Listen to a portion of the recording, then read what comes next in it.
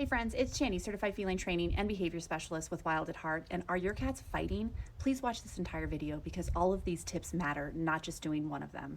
The first thing you want to ask yourself is, did you introduce these cats appropriately? Jackson Galaxy has some amazing videos on how to introduce cats. If you didn't do it the right way and your cats are completely fighting all the time, I would absolutely suggest you start over and follow those videos.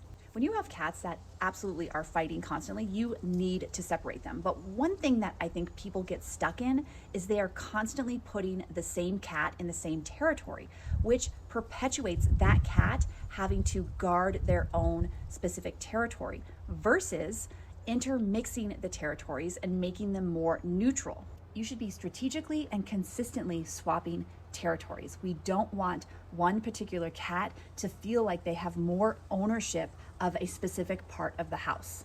And oftentimes people are putting the more submissive cat inside a bedroom because they feel like that's safer for them. But what you're doing is you are reinforcing that cat to be submissive. You are taking that cat out of the main territory, which is what the dominant cat wants you to do. So you're just reinforcing their dominance over that submissive cat.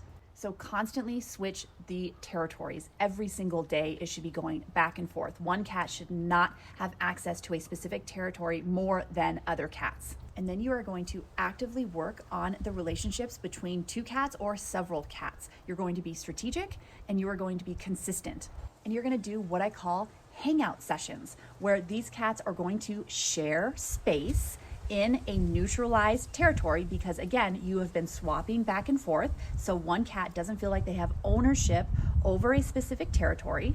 And I really like to focus on more natural interactions versus these really highly forced interactions where we are requiring our cats to eat close together, eat face to face, and then we're moving the food closer and closer together. We're forcing these two cats to choose between something as vital as eating and their own safety. Because for cats, eating is not a social event. They would not be eating together in the wild. So I really don't think that we should be forcing two cats who already feel very uncomfortable with each other to eat together. So focus on other activities that don't require them to choose something as vital as eating versus feeling safe. I like to do is I just want these cats to share space. They know that they're in the same room together. We don't need to encourage them to get nose to nose or to get even anywhere near each other. I simply want them to be able to be in the same room and feel comfortable and feel safe. So how do you do that? Well, it's always best to have two people if you're working with two cats. One cat can be with someone and maybe they're just playing with their toys, or maybe they're eating treats. Maybe the other cat is eating treats, playing with their toys, maybe they're just getting loveys, or maybe they're eating a meal. So I'm really more focusing on them doing a separate activity while they are in a shared space with the cat that makes them feel uncomfortable versus them being forced to interact with each other, because that's not the goal here. The goal here is for them to tolerate each other, and then maybe down the road they will bond, but they may not bond, and tolerance is sometimes the best option. And if you've watched my videos before, you know I'm all about the blanket technique. So the person that's working with the cat that tends to be a little bit more dominant, the one that is going to chase or confront another cat, you're going to have a blanket handy while you're working with that cat. Immediately when that cat starts to stare down the other cat, you're going to block their visual view and redirect them onto a toy or some other activity, because the beginning of a fight always starts with that stare down. It is absolutely vital that you not allow these cats to have any bad interactions with each other. And that's what the blanket is doing. It is preventing any sort of physical interaction that's going to be negative. The more negative interactions that happen between these two cats, the more their relationship is going to be destroyed. So that's why I tell people it is so much better to have a 2-minute interaction that is super positive and ends super well versus a 45-minute interaction that's really great during it, but ends terribly and ends in a nasty fight.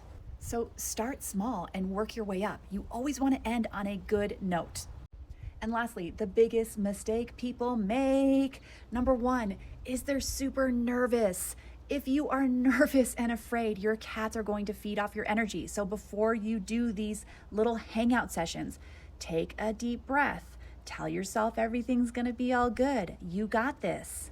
If you have a more relaxed energy, your cats are going to have a more relaxed energy. And remember, it needs to be super positive. You cannot be reprimanding and yelling at these cats.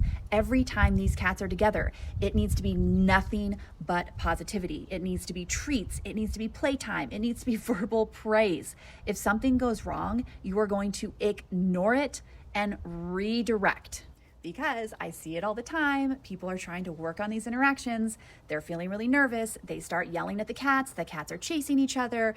Humans are running all over the place. It's utter chaos. And all the cats are learning is every time I'm with this cat, all hell breaks loose and I don't like the vibes here. So again, super positive associations with these two cats. You need to teach them. Every time I am with this cat that right now makes me feel really uncomfortable, but every time I'm with this cat, oh my gosh, I get treats, I get playtime, I get verbal praise, my humans are really happy, they're super relaxed. You need to remember that you have decided to take in these cats. It is your responsibility to get it to work out. No one is going to do the work for you. You need to do the work yourself. You need to be dedicated and you absolutely need to be consistent. And if you feel like you've done everything, you really should hire a behaviorist before you give up.